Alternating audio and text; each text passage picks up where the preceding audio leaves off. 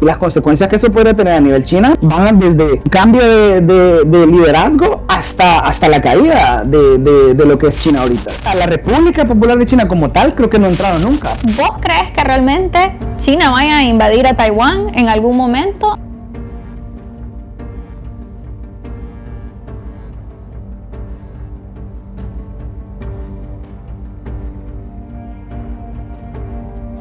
El día de hoy les traigo a mi tercer invitado, Fernando Ramos, otro hondureño que viene desde Tegucigalpa solo para esta entrevista.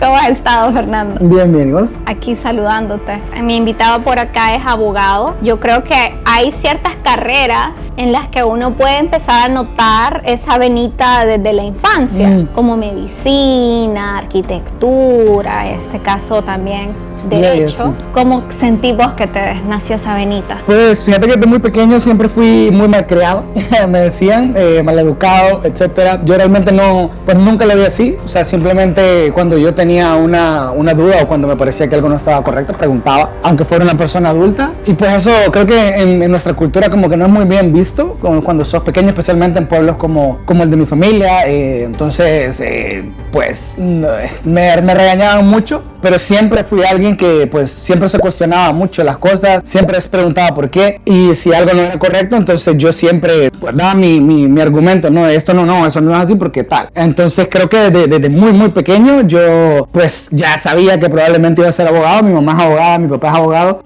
Lo traen las venas. Sí, al inicio estaba entre tres carreras. Bueno, si es que la tercera se puede considerar carrera, o sea, siempre era o medicina o leyes, o hubo una temporada en la que quise ser sacerdote. Entonces estaba muy pequeño, era acólito, también ahí por mi escuela nos llevaban a la Federico Freire, y ahí por Boulevard Morazán, y pues como te digo, era acólito, o sea, me aprendía lo que la misa básicamente. Luego pues obviamente cambié de opinión, pero sí, lo de abogado creo que desde que tengo memoria siempre me ha gustado como debatir, siempre me ha gustado como discutir.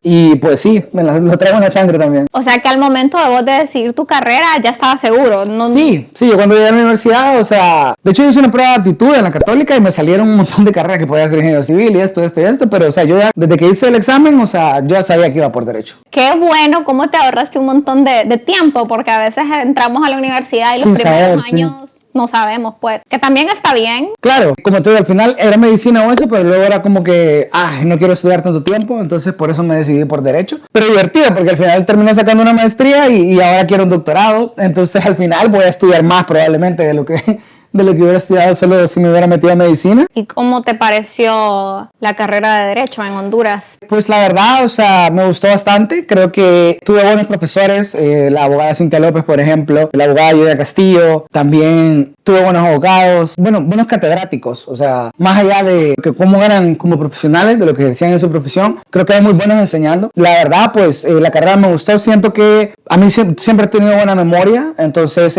pues la verdad no se me hizo tan complicado. Porque era de memorizar mucho y yo era muy bueno para memorizar. Creo que lo más difícil fue ya el momento de la terna, el prepararme para el examen. Creo que eso fue traumatizante, pero fuera de eso, la verdad, o sea, yo disfruté mucho la carrera, conocí mucha gente interesante e inteligente, entonces tuve una buena experiencia, la verdad, ahí en la Católica. Después de que te graduaste como abogado, ¿estuviste ejerciendo la profesión en Tegucigalpa algún tiempo? Sí, bueno, la ejercí por 6 meses como parte de lo que nosotros tenemos como un proceso de graduación, en el cual tenemos que llevar 3 meses de algo que se llama consultorio, que es básicamente llevar casos gratis para gente pues, de bajos recursos. Tenemos que llevar esos casos hasta que culminan. Y luego tenemos que hacer una práctica privada que la hice en una empresa que se llama la Corporación Centroamericana de Servicios de Navegación Aérea, COSESNA. Practiqué ahí otros 3 meses, fueron 3 meses creo, la práctica, y luego pues me dejaron trabajando ahí, entonces estuve trabajando como 1 año para COSESNA, entonces también llevé muchos trámites administrativos, cuestiones de contratos, era más ya pues derecho privado, o sea, era entre empresas. Tuve la experiencia de de estar en juzgados, de estar en audiencias, y también pues tuve la experiencia de estar ante diferentes ministerios, secretarías, hacer exoneraciones. Entonces sí tuve experiencia amplia, diría yo, mientras estuve ahí. ¿Cómo fue que te nació esa espinita de querer dejar todo ese mundo y venirte para Taiwán? Pues fue porque básicamente estuve como un año en Cosesna con un contrato pues que no era permanente, y ya al momento de querer ofrecer un contrato permanente pues realmente no tenían una plaza. Hubo un movimiento en el cual una persona que estaba en recursos humanos, una abogada, la pasaron al departamento legal, entonces básicamente ella ocupó la plaza que mi jefa esperaba darme a mí, pues no pude continuar ahí. Realmente ya tenía pues algo de tiempo siendo independiente, por así decirlo, entonces no quería volver a cargar a mi familia, no quería volver a ser mantenido. Cuando terminé eso pues empecé a buscar trabajo, y la verdad es que encontré rápido en un call center que se llamaba StarTech, o se llama StarTech si todavía. Muy famoso. Sí, estuve ahí como por un año y medio. La verdad, o sea, al inicio pues no quería, o sea, no me gustaba, pero luego ya estando ahí pues aprendí cómo hacer las cosas. Le diría que incluso agarré el gusto. Recibí algunos premios de calidad, recibí creo que el premio del mejor agente de todo el site, como de toda la planta, pues dos veces. La razón por la cual empecé a aplicar fue porque la verdad, bueno, es un primo que él es mayor que yo, pues por eso a veces le digo tío, porque él ya es pues bastante mayor. Me llamó y básicamente pues me empezó a regañar, me empezó a decir que qué hacía yo trabajando en un call center, que él pensaba que yo era muy inteligente y que pues bueno, él estudió becado su maestría y su doctorado. Su maestría creo que fue en Argentina y el doctorado en Holanda. Me dijo como que, o sea, vos deberías estar con una beca en Brasil o algo por el estilo. Y entonces yo me acuerdo que le dije como que es que no sé dónde buscar información. Y entonces me dijo, mira, cuando yo apliqué, él vivía en el pueblo, en Salamao, Lancho. Y entonces él me decía, no, yo mandaba una carta y tenía que esperar 3 meses para que me respondiera. Y luego mandaba otra y tenía que esperar otros 3 meses. Entonces, y así estudié graduado. Vos tenés el internet. Claro. Entonces, ¿qué excusa tenés? Entonces fue como que, o sea, eso me caló. Me mencionó que había un boletín de becas que ofrece la autónoma. Bueno, no les ofrece la autónoma. Ella recolecta la información y cada 3 meses tienen este boletín que lo mandan. Entonces, ahí encontré información sobre becas. También encontré becas para hondureños.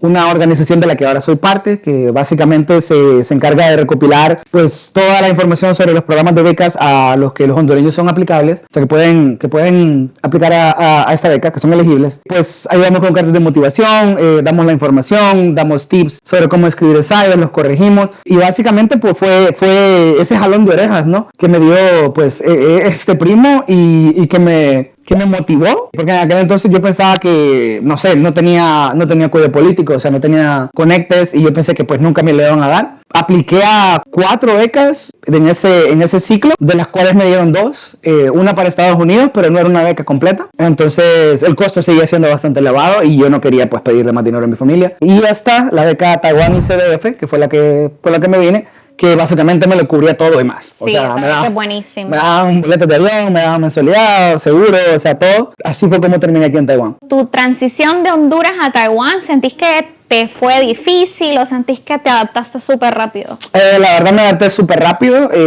Yo desde pequeño miraba mucho anime y estaba familiarizado pues con la cultura japonesa y con la cultura asiática, podría decir, por extensión. Entonces, cuando vine acá, o sea, ya traía la idea de más o menos, o sea, cómo era pues el mundo asiático. Obviamente Japón y Taiwán tienen sus diferencias, pero también tienen muchas cosas en común. Tienen cosas en común porque Taiwán fue la colonia más grande de Japón de 1895 a 1945. Claro, sí, 50 años. 50 años, exactamente. Y de hecho, pues se puede ver en algunos edificios las influencias. En la costa también hay muchas, hay casas que puedes ver, o sea, que básicamente... La casa presidencial, ajá, por japoneses. Sí, exactamente. Entonces, ya más o menos tenía una idea de cómo funcionaba el mundo asiático y o sea...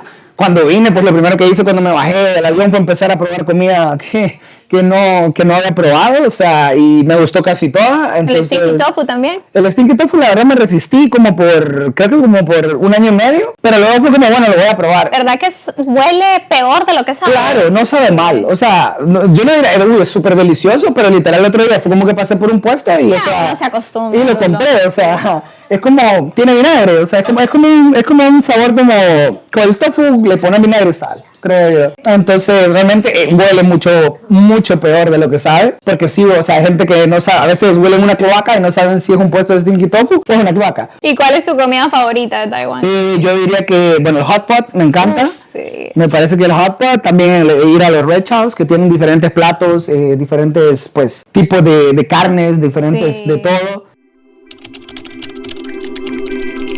Estando ya en la maestría, vos empezaste con esto de estar en la Asociación de Estudiantes de Honduras. Sí. Y desde ahí vos empezaste eso, ¿o después? De hecho, fíjate que yo me uní a la asociación engañado porque... ¿Cómo así engañado? El que estaba a cargo de la asociación, que se llama José Young, él era súper pilas. Él, de hecho, fue quien organizó el torneo, el que lo empezó en el 2014, junto con William López del Salvador. Me acuerdo que yo lo que quería era participar en el torneo, y entonces le escribí, le dije que yo jugaba fútbol y que quería participar. Él me dijo, sí, vení a una reunión, que no sé qué, y ahí lo discutimos, y bueno, básicamente la reunión era la reunión de la asociación. Y en esa reunión él me propuso de tesorero y pues ya estaba ahí, entonces le dije que sí. Y bueno, así fue como me metí a la asociación. Después pues le ayudé, o sea, en la organización como voluntario. Eso fue en el 2016. Pero para ese entonces el torneo ya tenía 2 años, ya desde el 2014 se había iniciado. Yo empecé a ocuparme de él hasta en el 2019, cuando pues se había ido José John Galo. Ya William López no tenía interés en organizarlo tampoco, porque la verdad es que sí es un evento, o sea, en sus tiempos no era tan grande y aún así era un evento muy complejo. Y cuando lo agarré yo, pues lo hice crecer muchísimo, y pues en parte creo que entiendo por qué dejaron de organizarlo en su momento ellos, porque la verdad sí es mucho estrés lidiar con agencias gubernamentales, lidiar con embajadores, lidiar con equipos, con vendedores. Luego pues yo empecé a traer pues artistas también al evento, y o sea, habían discusiones por casi todo. También la gente que asistía pues tenía su opinión sobre cualquier cosa. Al inicio cometí el error de que como claro, esta era gente que eran mis amigos, entonces ellos no me veían a mí como un organizador, ni yo los veía a ellos como gente que atendía, sino que nos veíamos como amigos.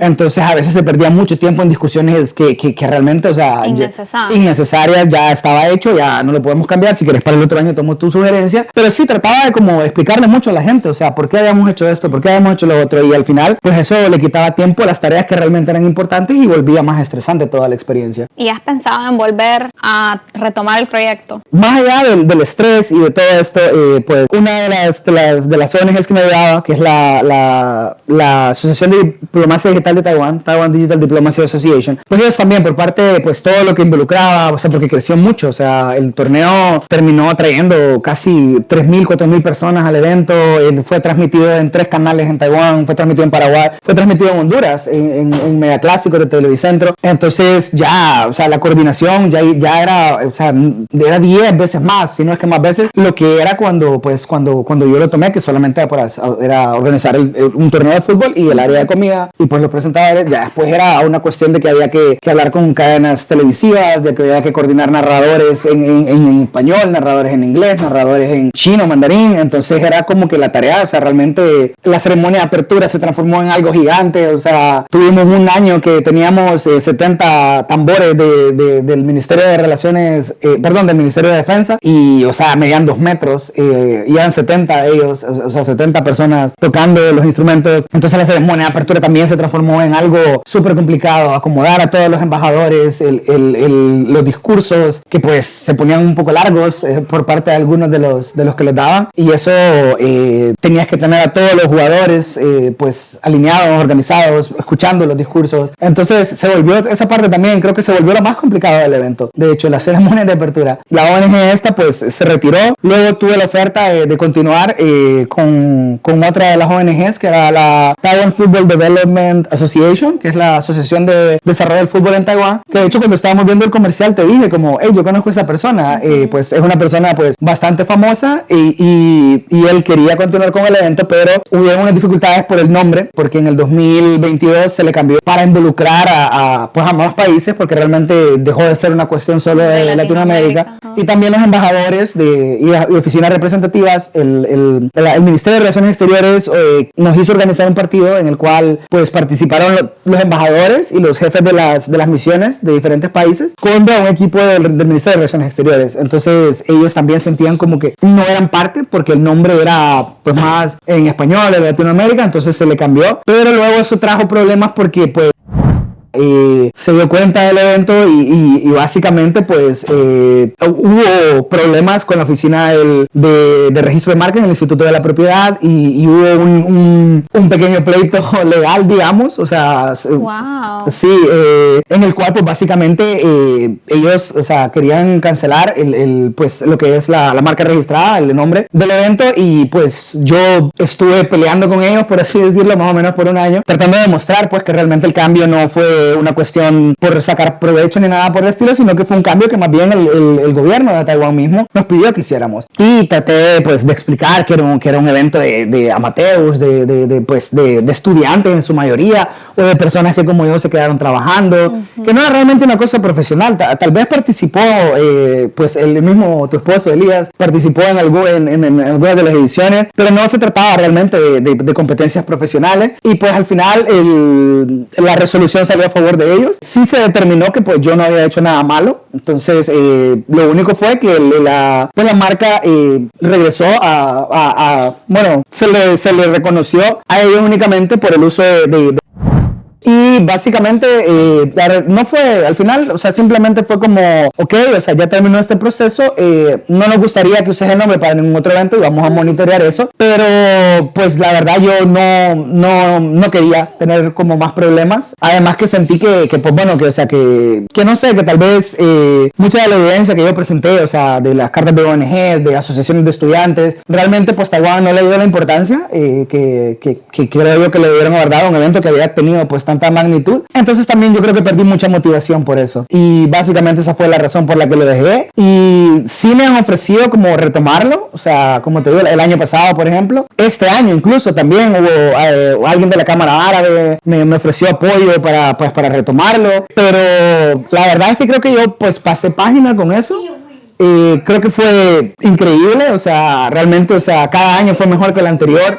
Llegó a ser algo gigantesco, o sea, no sé, a veces es mejor retirarse cuando uno está en la cima, ¿no? Porque ya volver a empezar desde cero, volver a construir la confianza con empresas, con los bancos que nos apoyaron en su momento, creo que sería pues volver a comenzar algo que realmente pues costó mucho levantar, y la verdad no me siento pues tan motivado a retomarlo. Y hablando de leyes, corregime si estoy mal, tengo entendido que las leyes son similares en Honduras, Chile y España, pero no sé, Taiwán, comencemos por el idioma y todo, ¿qué tan diferente es ejercer derecho en Honduras y en Taiwán? La verdad son bastante similares las leyes, yo creo que las leyes en todos lados son similares, yo creo que hemos llegado a un punto en el que la globalización pues te permite tener acceso a todos lados, y básicamente cuando un país establece legislación sobre un cierto tema, pues el otro la copia. Entonces realmente yo muchas veces cuando he dado pues asesorías de temas legales, yo normalmente lo que les digo es esto es lo que yo opino en base a mi experiencia legal, a lo que es el derecho en general, pero para estar seguros pues siempre les aconsejo ir a un bufete de una persona que yo conozco, un taiwanés que habla muy buen inglés y que le ha ayudado a bastantes extranjeros, y normalmente el consejo que les doy yo una vez que ellos van o que yo se lo comento a Tim, el fundador de la firma, pues normal, es casi el 90% de las veces es lo que se debe hacer, es el correcto. Entonces creo que no hay tantas diferencias. Más allá de que, claro, el momento de ir a la corte, pues todos los documentos están en chino, tenés que tener la licencia para ejercer acá, que yo no tengo porque tenés que pasar el examen en chino para eso, pero las leyes en general creo que son muy similares. ¿Cómo viene esto, Benita, de querer ser escritor y estar en el Taipei Times? Fíjate que la verdad, bueno, yo siempre he sido escritor, o sea, desde que estaba pequeño pues escribí historias, cuentos. Creo que mi primer premio o mi primer reconocimiento lo recibí cuando estaba como en cuarto grado, porque escribí un cuento que básicamente le volé la cabeza a mis profesores. Luego en sexto grado gané pues una competencia a nivel pues de la escuela de una composición de Francisco Morazán. Luego en el colegio segundo curso en el Nido de Águila gané el primer lugar del concurso de composición. Luego en tercer curso gané el segundo lugar. Entonces realmente yo he venido escribiendo desde hace mucho tiempo. Incluso escribí un libro cuando estaba en el colegio, ya para empezar a la universidad, no lo publiqué, pero lo tengo ahí todavía. Probablemente pues lo retome porque ahorita estoy pues volviendo a escribir lo que es literatura. Igual, mi mamá le gusta leer mucho, no sé qué tanto le gustaría escribir, pero yo también traía eso de la lectura. A mí me gustaba leer. Cuando estaba más pequeño pues leía, devoraba libros, o sea, terminaba de leer uno y empezaba con el otro. Creo que también era algo que ya traía, y lo del Taipei Times fue porque yo estaba pues colaborando con una ONG que se llamaba All Hands Taiwan, o Todas las Manos Taiwán, que básicamente se trataba de una ONG que le ayudaba a extranjeros a conseguir trabajo aquí a través de pues explicándoles el sistema de puntos, explicándoles dónde podían buscar, cómo buscar, y como parte de eso pues escribí un artículo que se trataba de eso mismo, de cuáles son los criterios de evaluación y el puntaje que tienes que tener para conseguir un permiso de trabajo si sos graduado de una universidad taiwanesa. Entonces lo hice para ellos, se volvió viral, o sea, estuvo en todos lados, fue el artículo más leído jamás creo que en la historia de la ONG, y alguien me dijo como que era tan bueno que debería pues mandarlo a un periódico, y entonces empecé a averiguar como qué periódicos aceptaban contribuciones, y pues la mandé al Taipei Times y me dijeron que sí estaba muy bien escrita, pero que ellos querían un artículo de opinión, entonces que sí le podía poner mi opinión. Entonces yo le puse mi opinión, y que mi opinión era que, o sea, que faltaba mucho en cuanto a acceso a información, o sea, que los graduados realmente no sabían cuáles eran los procesos, entonces que mucha gente pues a veces el mismo temor, y que las empresas tampoco sabían cómo contratarlos, entonces que era un problema serio en los planes de reclutamiento internacional que tenía Taiwán, y ese fue mi primer artículo, y pues luego seguí. Cuando yo llegué a Taiwán, una de las preocupaciones que tenía así la familia cuando yo me venía acá, porque años escuchando lo mismo, que China va a invadir a Taiwán, que va a invadir. No sé si tu familia también tenía la misma preocupación, y preguntándote cómo estás, y que escuchaban una cosita y estás bien. Y cuando llegas acá la realidad es totalmente distinta, porque aquí es una sociedad que está viviendo su vida como cualquier otra. O sea, o más tranquila. Ajá. O sea, creo que ellos ya aprendieron a convivir con esa idea. Es como, es parte de la vida. ¿Tenías vos alguna preocupación con eso? De hecho, fíjate que es que en mi caso, cuando apliqué a las becas, ya quedaba muy poco tiempo para que cerraran, cuando encontré pues la información. O sea, yo encontré la información a finales de febrero y las becas esas terminaban en marzo. Entonces realmente, o sea, yo cuando fui a aplicar de todo, como la embajada decía República de China, yo pensé que venía para China. Yo no me sabía la historia de que había Taiwán y China, o sea, de que habían dos Chinas básicamente, y no sabía que Taiwán era una isla. O sea, yo me vine a dar cuenta de todo eso hasta que ya estaba para acá. No googleé, no busqué información de nada, o sea, porque realmente en ese momento yo lo que quería pues era salir de Honduras, porque no encontraba trabajo en mi área, y porque pues el call center pues no era realmente para lo que yo había estudiado, lo que yo quería hacer con mi vida. Entonces era más como un escape, y pues realmente sí, o sea, terrible, no sabía nada. Entonces no tenía ni idea de lo de la guerra y todo eso, de que nos estaban apuntando 24 horas al día. Lo vine a escuchar aquí, hasta que ya estaba parado acá. Y apuesto acá, ¿cuál fue tu perspectiva acerca de eso? No, o sea, fue como que, ok, al inicio pues yo pensaba como que, o sea, pero sí son parte de China, o sea, sin conocer la historia y todo. Luego pues empecé a leer, empecé a investigar por mi cuenta, y me terminé dando cuenta que realmente no, o sea, que China nunca, o sea, la China era la República de China, de la People's Republic of China, la República Popular de China, jamás ha tenido pues ocupación de este territorio. O sea, sí, de hecho cuando estuvo su ocupación acá era solo la parte oeste, al este de Taiwán ellos no se metieron. No, y de hecho a la República Popular de China como tal creo que no entraron nunca, porque lo que es, o sea, con los que vinieron fueron la República de China, los de Chiang Kai-shek, ellos fueron los que se metieron, pero la República Popular de China se constituyó como un partido y como un país hasta básicamente después de la Segunda Guerra Mundial, creo que fue en 1948. Entonces este país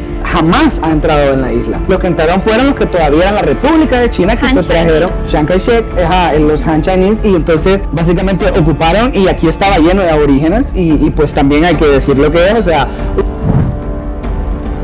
como lo hubo en Latinoamérica, en las colonias, y terminaron repartiéndose entre ellos en lo que era la isla Formosa, pero antes de eso había estado ocupados por si mal no recuerdo, creo que los daneses y españoles. Y creo que también en su momento, no recuerdo si los japoneses ya habían estado acá o fue hasta después, pero básicamente sí, habían estado antes de la Segunda Guerra Mundial, entonces ya había sido ocupado. En la Segunda Guerra Mundial, Taiwán prácticamente era Japón, aquí fue bombardeado y todo. Correcto, incluso mi universidad, que es la Universidad Nacional es básicamente como quien dice la pedagógica, y empezó como una universidad de entrenamiento de japoneses, exactamente. Entonces realmente, o sea, viéndolo desde el punto de vista histórico, el país de Mao Zedong, él nunca ocupó Taiwán. Entonces realmente su argumento básicamente es, o sea, que porque la gente era de la misma raza, no es así como funciona, y realmente como ellos no han ocupado Taiwán, y quien ocupó Taiwán fue la República de China, que fue un país que estaba constituido mucho antes de la República Popular de China. ¿Qué señales concretas debemos observar para saber si China está preparando una acción militar? Bueno, yo creo que esto es algo de lo que yo he escrito mucho en algunos de los artículos que publico. Básicamente, creo que antes me pasaba que teníamos un grupo de WhatsApp con amigos, y cada vez que había una noticia de que China había entrado en la zona de por así decirlo, el ADI se llama, es como una zona de defensa, pero realmente esa zona de defensa, o sea, pasa hasta dentro de China, realmente es como una zona de observación, en el cual si un avión entra en esa área es como que hay que ponerle atención porque se está acercando al espacio aéreo, pero no ha entrado en el espacio aéreo. Entonces antes, o sea, creo que ahora están haciendo un mejor trabajo. De hecho, escribí un artículo sobre eso, sobre cómo esa zona de identificación de amenazas no es lo mismo que las 13 millas marítimas que tiene cada país y todo el cielo sobre ella, que ese es el espacio aéreo de un país. Creo que la gente se alarmaba mucho y siempre era como, uy, nos van a invadir, y me empezaban a preguntar como, mirá, ahorita salió esto, y es como, no, o sea, la zona esa incluso está dentro de China, o sea, es un cuadrante bien grande, y no es lo mismo que lo que es pues el espacio aéreo de un país.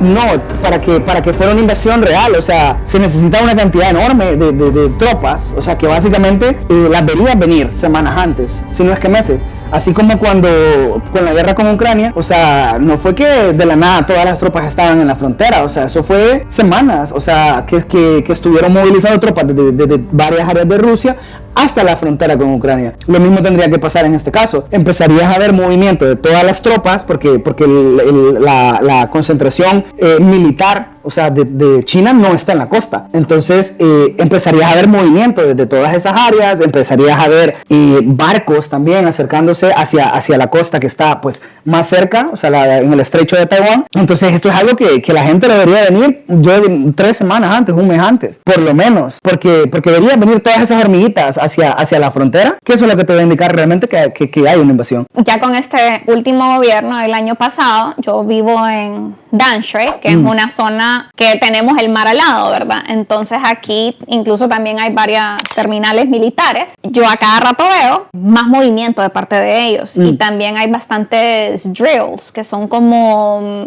simulacro, eso. Antes no le paraba tanta atención, pero ese año pasado sobre todo, y después que recibo un cuadernito diciéndome cómo me tenía que preparar, que tengo mi kit de supervivencia y todo eso, ya se empieza a sentir un poquito más real, digamos. Entonces, ¿vos crees que realmente China vaya a invadir a Taiwán en algún momento, o lo va a dejar así estilo Hong Kong, Macao? No, lo que pasa es que Taiwán no va a aceptar lo que pasó en Hong Kong, porque eventualmente, o sea, a Hong Kong le prometieron 2 sistemas, un solo país, 2 sistemas, y al final no terminaron cumpliendo eso, o sea, se terminaron apoderando pues de todo el territorio y del poder político, y ahora, o sea, Hong Kong ya no es Hong Kong, Hong Kong es China, básicamente, y Taiwán no aceptaría eso.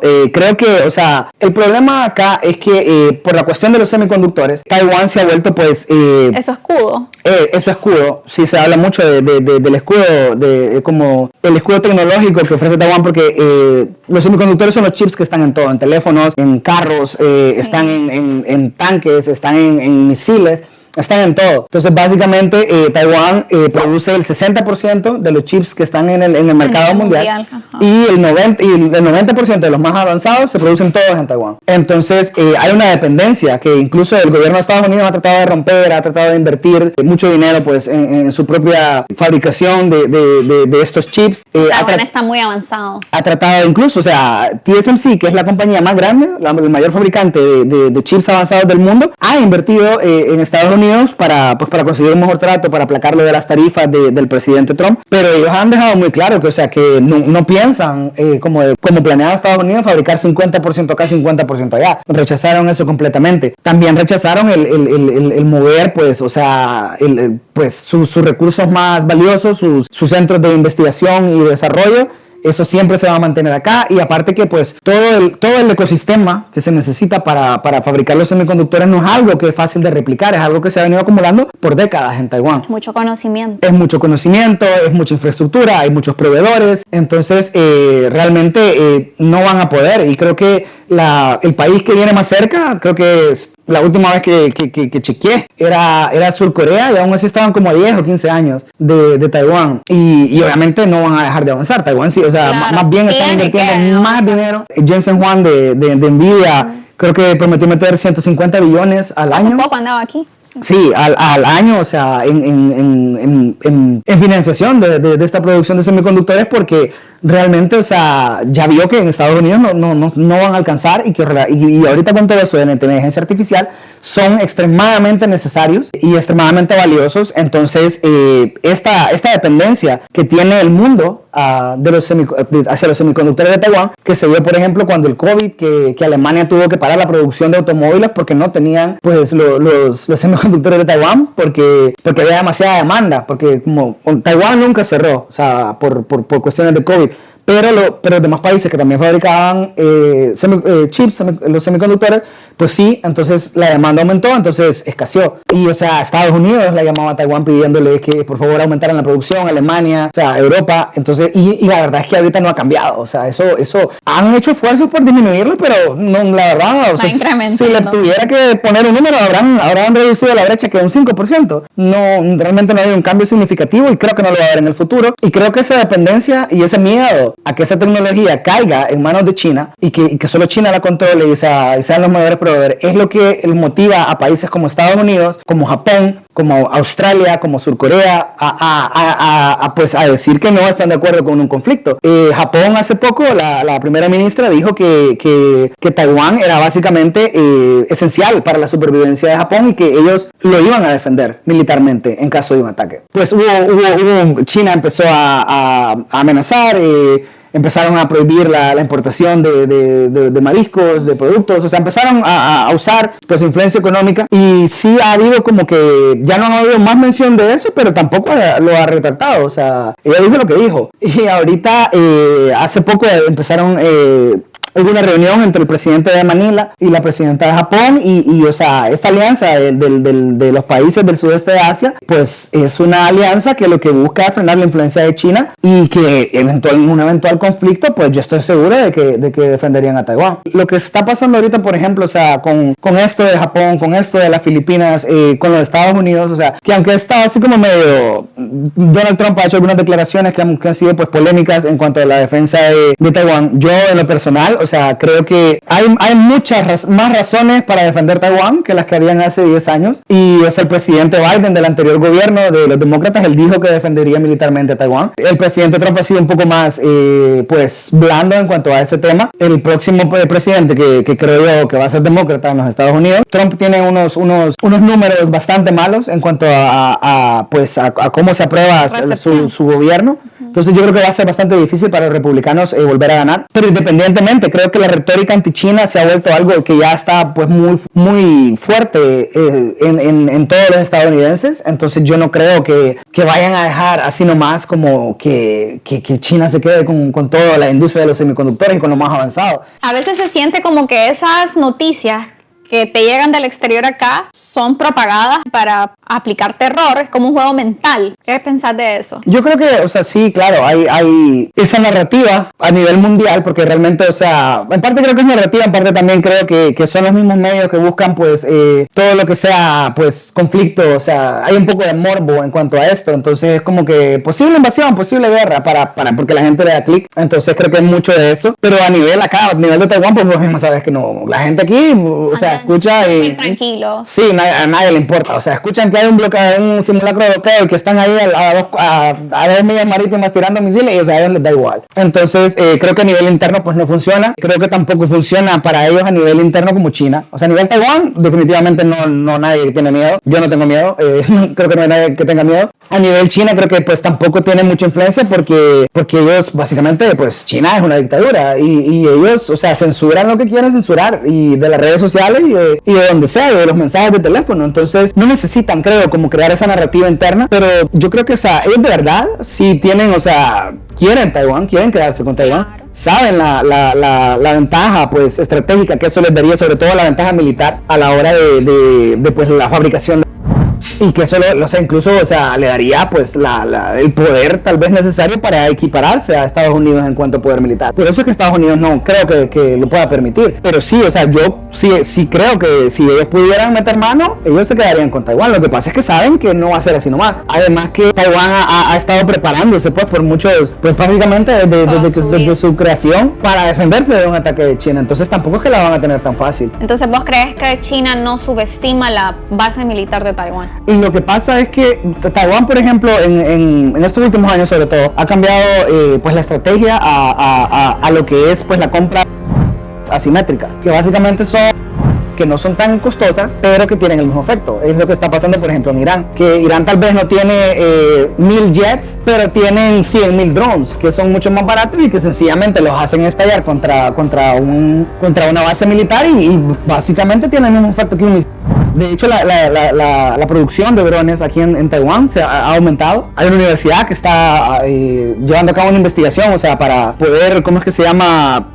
Llevarlos a un siguiente nivel. Yo de hecho escribí un artículo sobre cómo eso era necesario y cómo Taiwán realmente, por su capacidad de software también, porque pues estos drones funcionan a través de programas, ¿no? Entonces podría volverse un centro, un hub logístico así como se ha vuelto Ucrania, que Ucrania al principio tenía problemas para producirlo y ahora le vende a otros países. Y eso es lo que le ha permitido a Ucrania llevar 4 años en guerra, 4 años y más en guerra, contra un país que es 100 veces más grande que ellos y que en teoría lo debió haber conquistado en 2 semanas y no lo han hecho. Entonces eso es a lo que le está apostando Taiwán, por un lado. Entonces el estrecho de Taiwán tiene, creo que son 1500 kilómetros. Básicamente Taiwán ya tiene que pueden alcanzar la costa de China. O sea que desde el momento en que se empiecen a montar esos barcos ahí, Taiwán puede empezar a tirar pues ataques hacia esos barcos. Hay minas flotantes en todo ese estrecho. Hay bases en las costas. Entonces básicamente creo que no es una invasión tan sencilla, a pesar de la ventaja militar que tienen, claro que sí, pero o sea, tienen que venir, o sea, imagínate esos barcos avanzando lentamente mientras son... O sea, y claro, China también puede atacar de su lado, pero la cosa es que van a sufrir daños. Y la cosa es que, imaginando que logran llegar a la costa y que logran tomar Taipei, el problema no es solo tomarla, el problema es mantenerla y que no venga Estados Unidos y te saque a los 2 días, o que no venga una fuerza aliada de no sé, Australia, Corea y Filipinas y lo saque, porque entonces no solo son todas las tropas que perdiste en el asalto, más las tropas que vas a perder en esa guerra por tratar de mantenerlo, y o sea, al final podrías perder un poder, o sea, tu poder militar se vería diezmado, o sea, y las consecuencias que eso puede tener a nivel China van desde un cambio de liderazgo hasta la caída de lo que es China ahorita. Estados Unidos cortó relaciones con Taiwán a finales de los 70s. ¿Vos a qué crees que se debe hacer relación? ¿Vos crees que si Foxconn, TSMC hubiesen estado establecidos a lo como están ahora en 2026, hubiese existido ese cambio? Sí, creo que sí hubiera existido. Lo que pasa es que en aquel entonces, si mal no recuerdo, creo que fue Richard Nixon el que visitó China. Uh-huh. Y ahí como por los 70, como 1970, y lo que pasó es que básicamente, o sea, China tiene más de 1 billón de personas, entonces Estados Unidos lo que vio ahí fue una oportunidad de expandir sus mercados, de vender sus productos, y básicamente esa fue la razón por la cual se dieron el asiento que tenía Taiwán en las Naciones Unidas a China. Claro, mantuvieron acuerdos como sí, ¿no? Y el Taiwan Relations Act, o la ley de relaciones con Taiwán, que es la que dice que se le tienen que seguir vendiendo para defenderse de China, y la de las 6 Assurances, como las 6 promesas, se establecieron precisamente para que China no se fuera a invadir Taiwán, o y no lo ha hecho hasta el momento. Básicamente creo que en ese momento lo que ellos querían era vender sus productos en China y tratar de traer China a ser más capitalista. Y de hecho, o sea, invirtieron décadas tratando de hacer eso. Pero China nunca se abrió completamente. O sea, establecer una empresa en China siempre requería que hubiera una empresa china participando. Lo que hicieron fue, por ejemplo, hicieron todas estas estaciones de Tesla, aprendieron cómo hacerlo y ahora ellos sí, y siempre, o sea, ese es otro de los problemas que Estados Unidos se queja mucho. El presidente Trump se queja mucho de eso, de que, o sea, de la propiedad intelectual, las protecciones a propiedad intelectual. O sea, China te copia lo que sea. Él fue el que vino y dijo, esto no funciona. O sea, China nunca va a jugar de forma justa. China no va a convertirse en un país capitalista que juegue bajo las mismas reglas. Y ahí fue cuando empezó con su guerra de las tarifas, a ponerle impuestos a toda esta producción china. Entonces yo creo que en aquel momento el objetivo era llevar productos a la mayor cantidad de gente posible, productos americanos a la mayor cantidad de gente posible, y creo que eso no hubiera cambiado aunque ya hubieran compañías pues bastante grandes aquí, porque el número se escucha fantástico, ¿no? Creo que es 1.4 billion de personas. Sí, pero la gente que tiene el poder adquisitivo no es el... Claro, no, y también que normalmente ellos prefieren lo propio, y el mismo gobierno incentiva a comprar lo propio. Entonces pues lo podemos ver en Honduras, o sea, que lo que pasó con los camarones, que nos prometieron que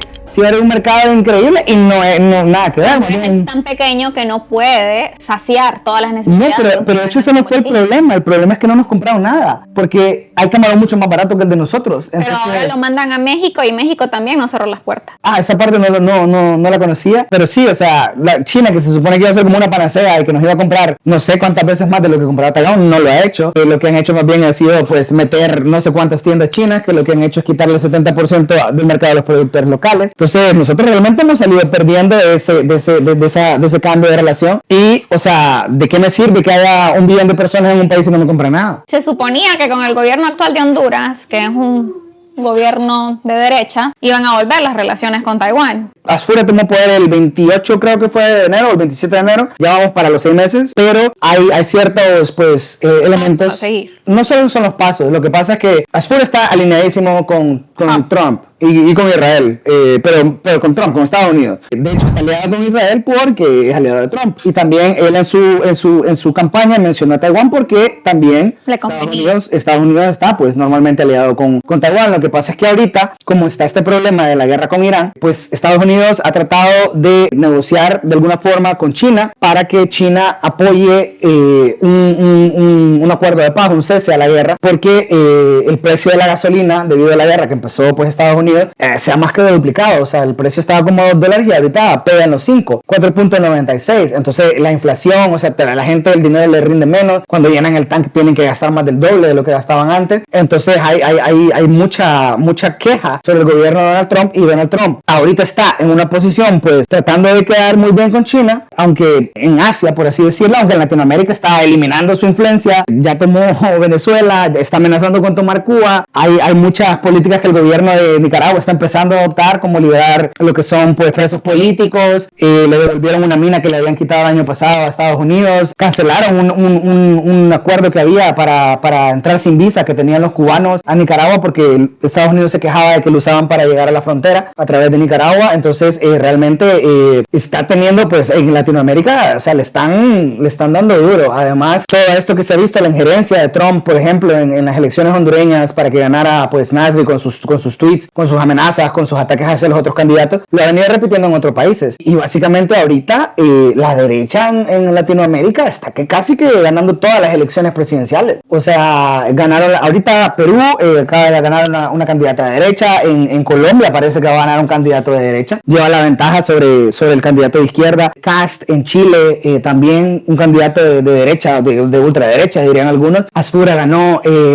tiene de su lado a lo que es Milei en Argentina, que también es un presidente de derecha, que Argentina siempre bien tuvo... controversial también. Sí, ¿no? Y Argentina tuvo mucho presidente de izquierda, y ahora, o sea, pues él es el máximo líder. Está también Bukele en El Salvador. Creo que todo eso, y claro, entre más derechas son, menos amigables hacia China son. En Bolivia también se está dando el caso de que el nuevo presidente pues es de derecha y básicamente ha puesto un paro a muchos de los acuerdos que se tenían con China y o sea la influencia está decayendo. Entonces por un lado sí, acá está portándose como un poco más amigable, al menos de forma pública, pero en Latinoamérica lo están atacando duro la influencia china y yo creo que realmente Asfura está siendo cauteloso porque si Honduras llegara a restablecer relaciones diplomáticas con Taiwán, se vería como que Estados Unidos le empujó a hacerlo, porque Estados Unidos tiene mucha influencia en el gobierno hondureño y porque históricamente ha apoyado a Taiwán. Entonces ahorita si afuera lo hiciera, se vería tal vez como algo que Estados Unidos impulsó y China pues no colaboraría de ninguna forma a tratar de solventar el conflicto con Irán. Entonces creo que están jugando a eso y creo que Donald Trump está siendo muy cauteloso contra eso y yo creo que la decisión de volver o no volver al final no va a ser una decisión que se va a tomar ni en Taipei ni en Tegucigalpa, sino que creo que se va a tomar en Estados Unidos. DC. ¿Y cómo crees que afectaría una posible amenaza a nivel no solo latinoamericano, ya también a nivel mundial, aparte de lo de los semiconductores, una posible invasión? Porque claramente nos afectó Palestina, Irán, nos ha afectado Rusia. Claro, no, y ahorita lo de Irán es una cosa que, o sea, la inflación se está empezando a ver ya en varios países. Y de verdad. O sea, uno ve los costos, o sea, subir, o sea, literal, lo ve subir. Creo que igual, o sea, en el estrecho de Hormuz pasa el 20% del petróleo mundial. Creo que en el estrecho de Taiwán pasa, no recuerdo si es el 25 o 30% del comercio mundial. Entonces, sería un efecto similar, sería un efecto en el cual, pues, el no poder usar esas rutas de tráfico, de transporte, de logística, especialmente de China, porque China es la fábrica del mundo y China le vende a todo el mundo. Entonces, eso tendría consecuencias que, o sea, devastadoras, o sea, incluso para la misma economía china, no solo para los demás países, sino que para la misma economía china. Creo que esa es una de las razones por las cuales ellos también, o sea, ponen un freno, porque saben que va a haber un costo que pagar. Entonces, eso causaría inflación, o sea, el costo de todo básicamente subiría. Entonces, creo que a nivel mundial, o sea, se experimentaría una crisis como la que está pasando ahorita por el bloqueo del estrecho de Hormuz. Si no es que peor, probablemente peor. ¿Qué pensás que pasó en esa visita que tuvo Trump hace poco a China? Pues no, o sea, los resultados básicamente, o sea, hablaron sobre la compra de aviones Boeing, pero en realidad antes habían prometido comprar 400, ahora solo van a comprar 250, China. Trataron de abrir el mercado para que Nvidia pudiera vender unos semiconductores muy avanzados que Estados Unidos había bloqueado para vender, pero básicamente se quitó la restricción para poder venderlos, pero China dijo que ya no quería comprarlos porque estaban fabricando los propios. Y también hubieron conversaciones sobre pues lo que es los ingredientes para fabricar el fentanilo, para tratar de controlar eso más, porque es un problema muy serio en Estados Unidos, y poco más que eso realmente. O sea, que Taiwán, ¿no crees que lo hayan hablado? Aparentemente se habló y lo que dijo pues básicamente Trump es que le consultó o mencionó el tema de la venta hacia Taiwán, y de hecho ha habido un retraso en la entrega a Taiwán y mucha gente pues lo atribuye a eso. O sea, yo creo que es por eso. Yo creo que él está tratando de tener esa entrega que ya fue aprobada por el Congreso para tener a China pues de su lado, pero el problema es que, o sea, el apoyo que tiene Taiwán no solo es a nivel presidencial, es a nivel de Congreso. El Congreso es quien aprueba esa venta. Entonces, y las ha venido aprobando pues toda la historia. Y el próximo presidente la va a seguir aprobando. Creo que lo que pasó pues eso, fue tratar de por un lado, abrir el mercado para vender cosas en China y además tratar de conseguir ese apoyo para frenar la guerra con Irán, que creo que no obtuvo nada al respecto porque China pues no ha intervenido y ha mantenido pues una postura absolutamente neutral. Entonces creo que realmente no se, por lo menos por parte de la administración del presidente Trump no se obtuvo mucho. El gobierno actual versus el gobierno anterior, ¿cuál gobierno crees que ha tomado mejores decisiones en cuanto a cómo sobrellevar esta situación? ¿Estás hablando de los gobiernos hondureños? Del gobierno taiwanés. Creo que el gobierno taiwanés está haciendo lo que la gente le pide que haga, que es defender lo que ellos consideran la independencia y la soberanía de Taiwán. El porcentaje que aprueba ambas administraciones se ha mantenido súper alto siempre, o sea, más allá de los 60, 70 puntos, que es algo pues bastante alto. Creo que, o sea, sea, se han mantenido firmes en cuanto a esa postura y a una diferencia es que creo que la presidenta anterior, Tsai Ing-wen, era mucho más vocal a la hora pues, de defender los intereses de la isla y tal vez eso molestaba más a China y creo que William Lai ha tomado pues un enfoque diferente, es mucho menos mediático, aparece mucho menos en televisión, habla mucho menos de esos temas, cuando lo habla realmente pues a veces han pasado meses de que ya he escuchado de que le ha mencionado algo hasta que vuelve a mencionar otra cosa sobre China, mientras que durante el gobierno de Tsai pues era un tema permanente. Entonces creo que le está tratando de tener un enfoque más cauteloso en cuanto a provocar a China con declaraciones y pues se han mantenido en la misma postura que China dice que si Taiwán declara independencia va a haber una guerra y Taiwán se mantiene en que ya son independientes. Y la verdad es que si vos consideras todos los elementos de un estado, porque un país no nace o se hace porque lo reconozcan las Naciones Unidas. Un país se hace porque tiene territorio, tiene su propia población, tiene su propio sistema jurídico, su moneda, o sea, aquí tienen todo diferente, o sea, lo único que se habla igual es el idioma. Entonces realmente tiene todos los elementos de un estado. Entonces básicamente, si ellos dicen que son soberanos, tienen toda el derecho. Sí, exactamente. Entonces ellos han cambiado el enfoque de vamos a declarar independencia no, es que Taiwán llegue independiente, que parece que no le afecta a China, no reacciona cuando dicen esos comentarios, mientras que si dijeran nos vamos a declarar independientes, se armaría la de Troya. Entonces creo que es un acercamiento o una forma de llevarlo pues, bastante inteligente si me preguntas a mí, y creo que ellos realmente, o sea, ellos lo que quieren es vivir en paz. Los taiwaneses lo que quieren es vivir en paz, o sea, y no les importa, o sea, realmente, o sea, como si se les declara independientes o no, igual van a seguir manteniendo relaciones comerciales con Estados Unidos y con todos los demás países del mundo, igual, o sea, aunque perdieron todos sus aliados, eso no va a cambiar, y muchas veces el apoyo mayor viene de Japón, de Australia, de Sur Corea, que son países que no tienen relaciones diplomáticas con ellos. Entonces no va a desaparecer Taiwán como país, o sea, independientemente de cuántos estados le reconozcan o no, y no va a perder su poder competitivo con los semiconductores y con otras tecnologías, porque tenemos un país que es muy bueno, bastante avanzado. Entonces creo que la verdad no estoy tan preocupado en ese aspecto. ¿Cómo crees que se va el panorama, el escenario para los próximos 5 años? El presidente Trump ha dicho muchas veces, aunque Xi Jinping no lo ha confirmado, que no va a invadir Taiwán mientras él sea presidente. Eso sería como hasta el 2027. Pero más allá de eso, yo creo que no me parece. Han habido muchos reportes que hablan de un deadline, un plazo para invadir en el 2027. Pero yo realmente, o sea, no lo veo. No siento, tal vez, o sea, puedo estar equivocado, claro, o sea, mañana puede empezar una guerra, así como Trump empezó una de la nada con Irán, o como Rusia empezó una con Ucrania, pero me parece que estratégicamente hablando, o sea, todavía hay mucha diferencia de poder militar entre Estados Unidos y lo que es China. O sea, podemos hablar de lo que pasó en Venezuela. Aparentemente el presidente Maduro expresidente Maduro tenía aproximadamente 30 o 40 guardias élite cubanos y creo que fue un equipo de SEALs, o sea, los todos. China podrá tener, o sea, tal vez la capacidad tecnológica y todo, pero un soldado estadounidense vale por 5 de China porque no tienen experiencia militar. Estados Unidos vive en guerra, ya ha vivido en guerra por los últimos, no sé, 100 años. China no tiene experiencia. China, la última experiencia militar que tuvo fue la guerra civil que desencadenó en esta separación de la República de China y la República Popular de China hace más de 50 años, hace más de 60 años.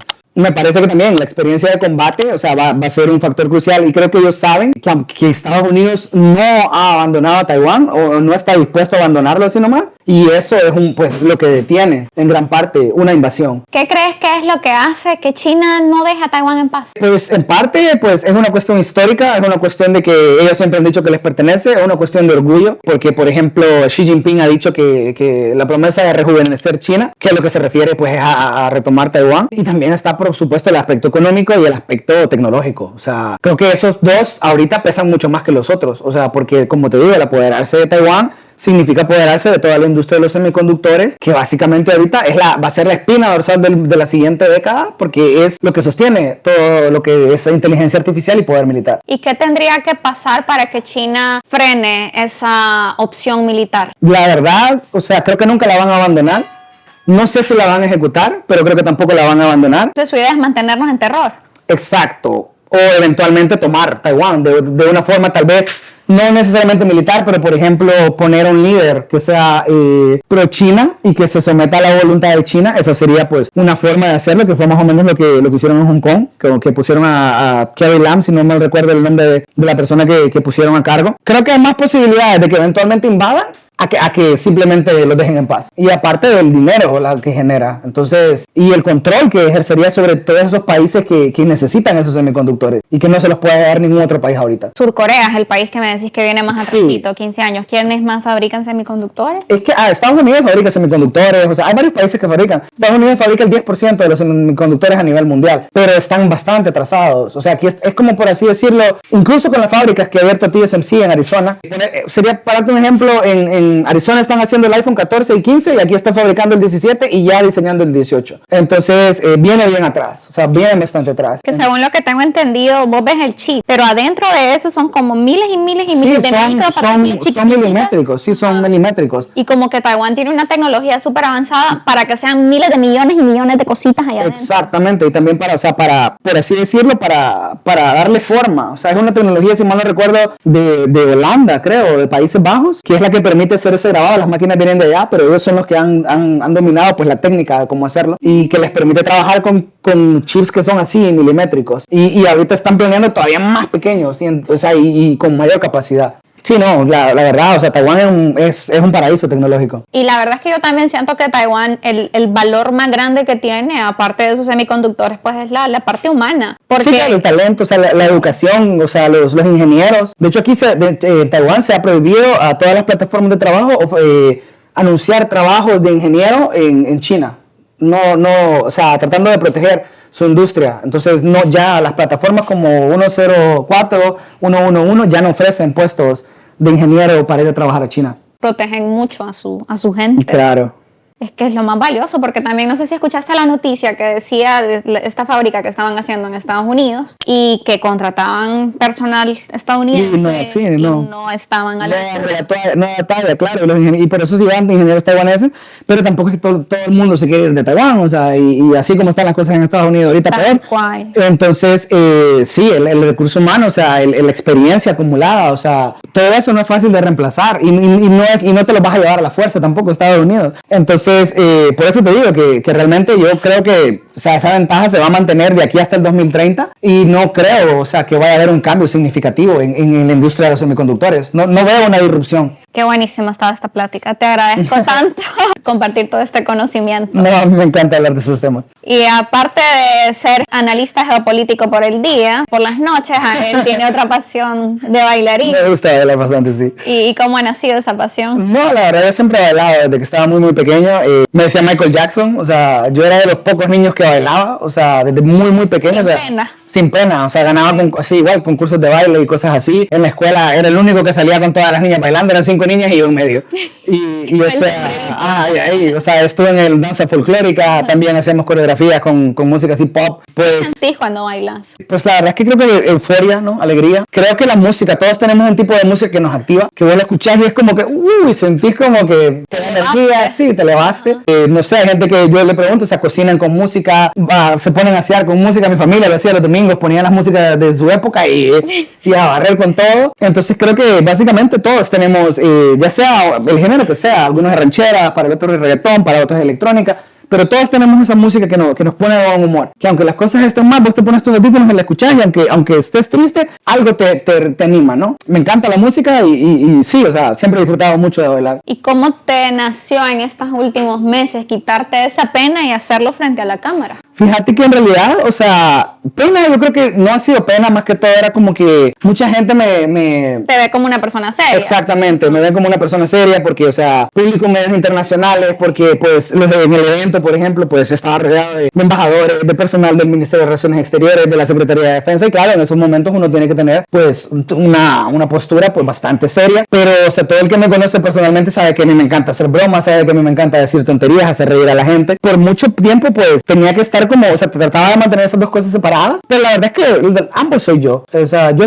no es que tengo dos caras, o sea, yo soy la persona alegre que le gusta hacer reír a la gente, también soy la persona que te puede escribir un artículo de geopolítica y negociar con un embajador. El darme cuenta, ¿no? de eso y de que realmente, o sea, yo soy más feliz cuando soy yo mismo.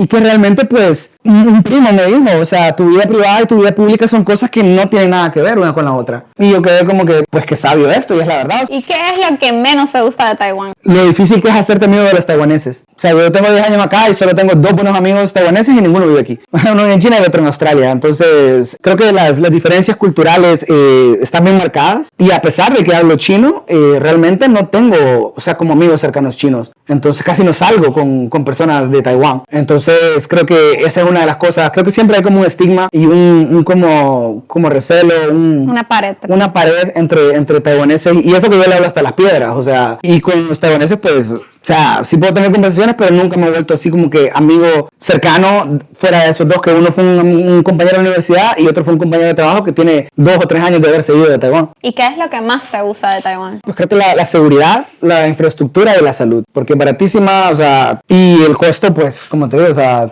el seguro de acá cuesta creo que más o menos, si te lo pagamos solo como unos 900 lempiras, y o sea, son todas las clínicas, o sea, oftalmólogos, especialistas, o sea, medicina general, todo, y ya la consulta te cobran como 250 NTs, te dan todas las medicinas del mundo. Sí. Todas las medicinas, te dan hasta más medicinas de las que vos querés, o sea, pues todas esas cosas, la verdad, tienen un peso, también la educación, o sea, tienen muchas cosas, la verdad. ¿Te gusta la educación? El sistema educativo de primaria para allá, no, pero me parece que la preparación de las universidades, pues, por algo tienen compañías tan grandes, ¿no? Y yo no comparto el hecho de que los estudiantes de primaria tengan que ir a craft schools, o sea, escuelas después de la escuela y que tengan que mantener eso durante el colegio. Me parece que eso les roba la niñez y por eso cuando llegan a la universidad son como bien penosos y bien aniñados. Pero sí creo que, o sea, ya cuando estaban en la universidad y todo, o sea, me parece que pues les funciona, ¿no? O sea, por algo tienen el PIB que tiene, o sea, el Producto Interno Bruto que tiene, siendo un país que básicamente es como 3 veces Olancho. Ahora terminemos con un jueguito. ¿Bad Bunny o Daddy Yankee? Bad Bunny me gusta más, pero creo que Daddy Yankee fue como que el que inició todo esto, o sea, el que empezó con rolas en inglés, que abrió ese mercado como estadounidense, pero Bad Bunny, o sea, definitivamente escucho mucha más música de Bad Bunny que de Daddy Yankee. ¿China o Estados Unidos para bailar?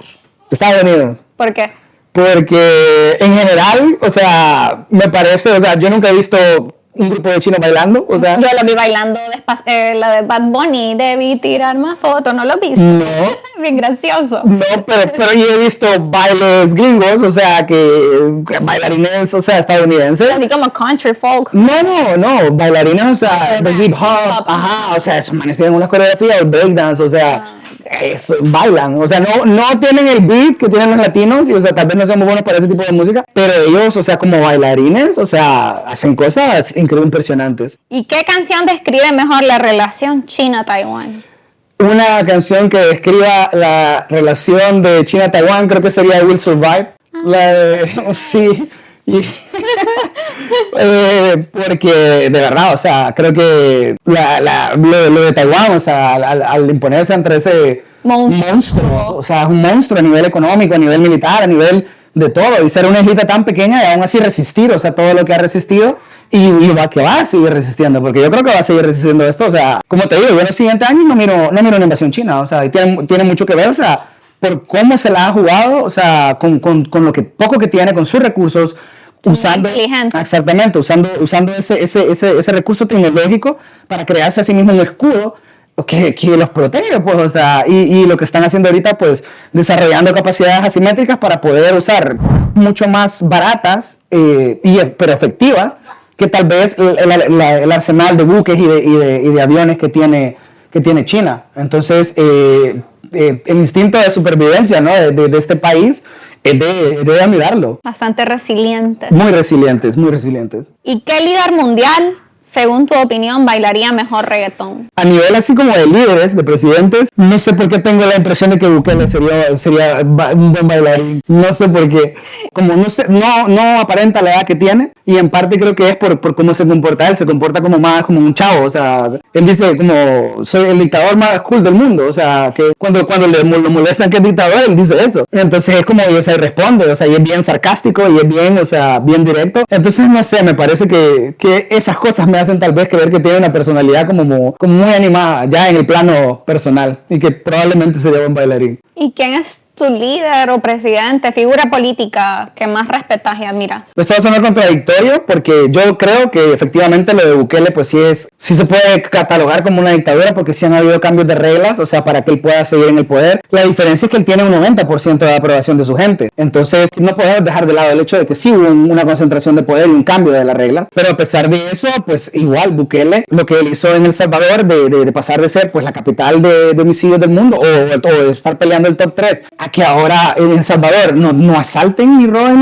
que puedes andar tranquilo. Que puedes andar tranquilo, que ya empresas como Google, o sea, y que la gente lo dice, pues, o sea, ya nomás, ahora, o sea, hay días que hay 0 homicidios en El Salvador. Y creo que esa es la razón por la cual, a pesar de que sí hay indicios de esa concentración de poder y de esa, o sea, lo de que le dicen dictador, pues no es tan solo por molestar. Pero a pesar de eso, o sea, yo haría que, o sea, mi mano izquierda, porque viniera alguien y pudiera hacer eso en Honduras y dejaran de a mi gente, ¿me entendés? ¿Y a vos no te llama la atención una candidatura Fíjate que no soy la primera que me lo ha preguntado, pero, o sea, no sé cuándo pienso regresar a Honduras, pero tampoco tengo así como conexiones políticas con ningún partido, así como fuertes, por así decirlo. Y lo notamos ahorita que sí se necesitan con sí, Salvador Narváez. Claro. Entonces, una base, o si no vas a poder. Entonces, creo que pues eso realmente pues afectaría, creo, en parte. Y otra cosa es que a mí me gusta mucho la política como fenómeno de estudio, pero me parece que la política pues a nivel mundial es sucia, y creo que una vez que entras, o sea, es bien difícil mantenerte recto a tus principios, porque la gente siempre va a querer que de una u otra forma pues doblegarte, y creo que cuando no lo haces, o sea, te pones en peligro, o te terminan sacando o algo peor. Por esas cuestiones creo que pues le pongo pausa, aparte que suena bien fantástico, ¿no? O sea, cuando alguien te pregunta como, ¿no te quieres de presidente? O sea, es como que facilito. Ajá.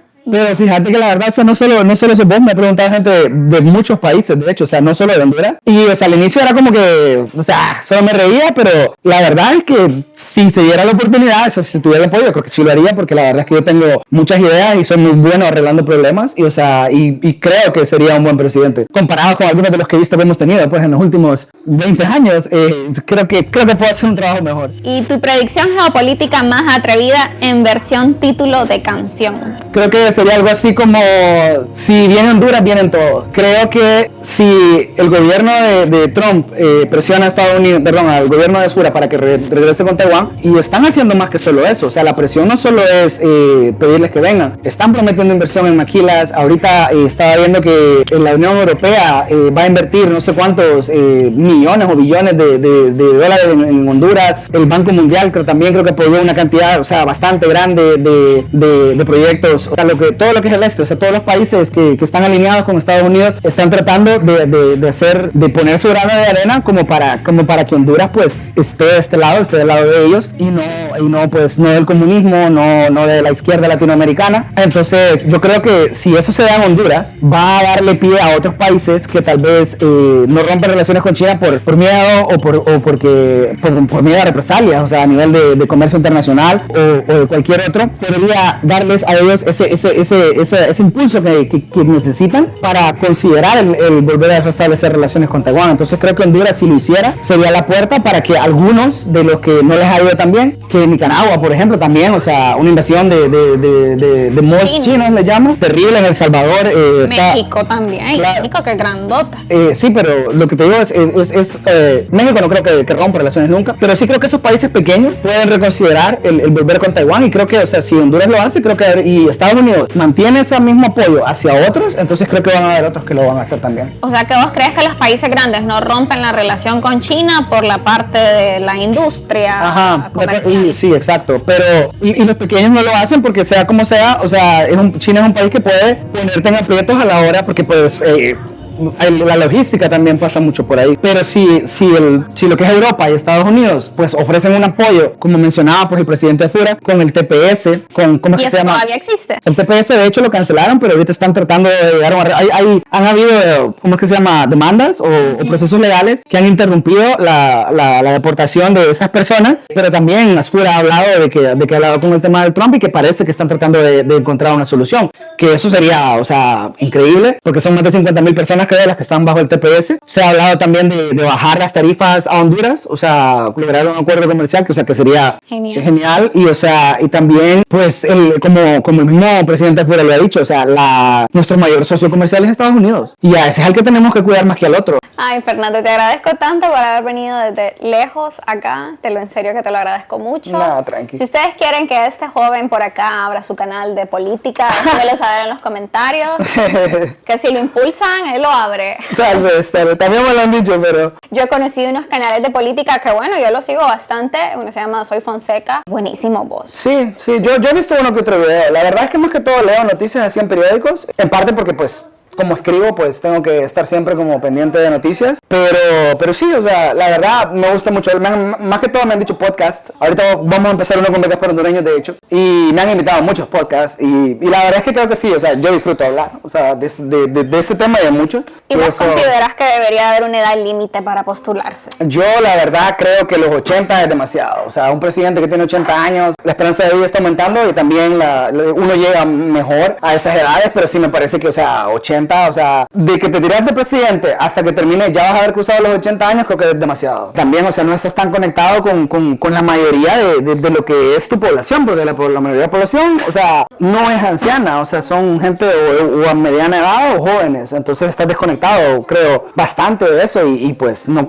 me parece lo más correcto. Ya hemos visto casos que, o sea, que los presidentes ya a mitad de su gobierno ya no tienen la capacidad mental que tenían al inicio y eso es un problema para el país, para el partido, o sea, para todo. Entonces, ¿y considerarías que sería prudente hacerle a los presidentes o candidatos presidenciales un análisis psicológico? Bueno, en Estados Unidos lo hacen, sí se los hacen, de hecho. Entonces, de hecho, él presume mucho eso, de que pasó el examen con mucha facilidad y etcétera, etcétera. Pero sí, en Estados Unidos lo hacen. En Honduras no sé si lo hacen, pero es que en Honduras tampoco los candidatos son tan mayores. Que yo recuerdo, nunca hemos tenido un candidato que ya pegara los 80. Pero es que yo creo que la parte psicológica no depende de tu edad. Y ellos tendrán terapeutas, irán a terapia psicológica por toda la carga que... Me imagino que si lo quieren lo pueden hacer, pero no creo que sea obligatorio. No me imagino al actual presidente, por ejemplo, yendo a terapia. Creo que no, al menos a mí no me parece que sea la clase de personas que creen esas cosas y no es obligatorio. Me imagino que no es obligatorio. Si vos pudieras hacer una ley a nivel mundial, algo que todo el mundo tiene que cumplir a la fuerza, ¿qué sería? Relacionándolo con esto, yo creo que todo el mundo debería ir a terapia, o sea, ay, sí. Porque... y que sea gratuita. Sí, porque... accesible a todos.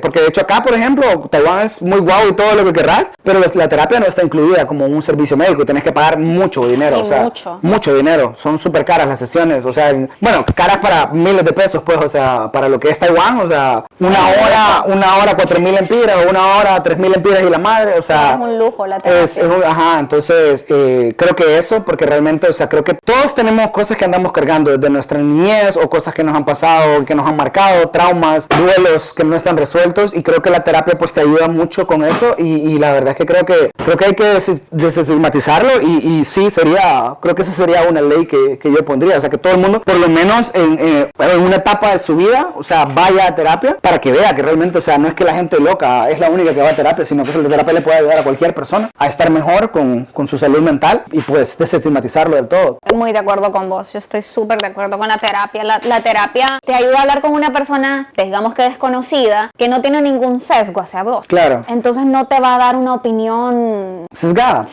No sé, poder desahogarte, poder hablar. No, y también ellos se ayudan mucho a ver hacia adentro, o sea, te ayudan a pensar vos mismo en las cosas. Exacto, que no es culpa del otro, sino que te ayudan a analizarte, que te tenés que hacer cargo de tus decisiones, o sea, cómo reaccionar ante los problemas. Te dan herramientas para eso, para controlar el enojo. O sea, yo realmente, o sea, yo tengo terapia desde el 2020 y, o sea, yo siempre a cualquiera se la recomiendo, o sea, se la recomiendo a todos. A mí, por ejemplo, en mi familia había mucha gente que estaba en contra de que yo fuera el psicólogo, o sea, cuando dije que iba a empezar ahí. Y yo les dije como yo necesito ayuda profesional, o sea, esto no es una cuestión de si quieren o no quieren, o sea, yo lo voy a hacer y punto. Y me fui, y, o sea, pero sí, por mucho tiempo, tal vez yo hubiera buscado ayuda antes y no lo hice porque había por el estigma que había en Honduras. De hecho, una de las razones por las que mi primer trabajo también empezó fue que a mí me salió diagnosticado el ADHD, que es el síndrome de hiperactividad y déficit de atención. Y pues básicamente eso afectó bastante, o sea, mis posibilidades de regresar a trabajar ahí o de empezar a trabajar ahí. Entiendo, por una parte, como el miedo que hay en Honduras, pero pues aquí, vos sabés, ese miedo no existe, o sea, incluso, pues les comenté, o sea, que tenía que asistir a ciertas sesiones durante la semana y que ocupaba tiempo en la mañana, no tuviera ningún problema, o sea, más bien... Pero creo porque vos ya tenés esa madurez de expresarlo, pero el taiwanés como tal también está bien estigmatizado. Tal vez, porque sí. después pasan cosas bien extrañas, como lo que pasó en diciembre del año pasado, que una persona de 27 años, ex militar, decidió acabar con su vida y hacer un tiroteo. Sí, no, o sea... Y eso yo no creo que... Eso es algo de adentro. Mental, sí. Bueno, por lo menos en mi experiencia, o sea, sí he sentido que, o sea, nadie se ha vuelto loco porque les diga que voy al psicólogo, ¿me entiendes? Mientras que en Honduras, es que estás loco. O sea, literal, yo le he contado a gente en Honduras que voy al psicólogo y me dicen, es que estás loco, o sea... Y o te dicen busca de Dios. Ajá, también, esa fue una de las cosas que me dijeron. Y es que y es como no yo no necesito, yo lo que necesito es ayuda profesional, o sea, estoy en un punto en el que necesito ayuda profesional. Entonces, fui como te digo, a pesar de lo que me dijeron mis tías y lo que me dijo mi familia, etcétera, y estoy mucho mejor. Y la verdad es que tengo mucho que agradecer a la terapia. Me alegra mucho por vos. Y me alegra que expreses que los hombres también pueden ir a terapia, que a veces que los hombres y que lloramos, o sea, sí. y que está bien sentir dolor y que está bien demostrar vulnerabilidad en público, no tiene nada malo. Eso no te hace débil, te hace más fuerte. Sí, o sea, claro. Eso demuestra mucha fortaleza, tener la valentía de quebrar todos esos mitos y por mí mismo lo voy a hacer y ver cómo te has restablecido, te has recuperado de un hoyo que probablemente si hubieras seguido vos solo con todo ese peso, sí, no estarías aquí contándola, porque la gente cree que los problemas mentales... No, es una cuestión, a mí, yo lo he dicho, a mí la terapia me salvó la vida, o sea, no es que fue, o sea, no fue un juego, o sea, no... Fue una cuestión de vida o muerte. Y lo que decís es cierto, o sea, muchas personas se terminan quitando la vida pues porque no consiguen la ayuda profesional que necesitan a tiempo. Y eso tiene mucho que ver con el estigma. Entonces... que hay que ir quebrando. Hay que quebrarlo, sí. Yo siempre que puedo hablo de esto en público, o sea, porque la gente, o sea, a veces me tiene como ejemplo y tal, o sea, y si yo lo digo, entonces se vuelve como más aceptable. Hace un antes y un después. Claro. No, y te empezás a preguntar eso, ¿por qué me siento así? O sea, y, o sea, empezás a analizar y a buscar los motivos y eso te trae paz, o sea, el encontrar. Es que antes, yo personalmente evadía sentir. Entonces me abrazaba en algún trabajo, en algún proyecto. Claro, y yo algo similar, sí. Ahora me dejo sentir, aunque sea oscuro a veces los lugares a donde me voy, pero voy ahí aún con miedo y salgo y encuentro cosas. Sí, ¿no? O sea, de eso se trata, de buscar hacia adentro, o sea, no es que van a desaparecer todos tus demonios, pero aprendes a lidiar con ellos de forma más efectiva. A vivir con ellos. A vivir con ellos, sí. Me ha encantado esta charla con vos. Al principio estabas un poquito tenso, pero después te fuiste abriendo. Te lo agradezco. A mí me gusta mucho hablar, así de estos temas, como te digo. Bueno, si les gustó este video, déjenmelo saber en los comentarios. Fernando Ramos, nos vemos la próxima semana con un nuevo video. Bye bye. Bye bye.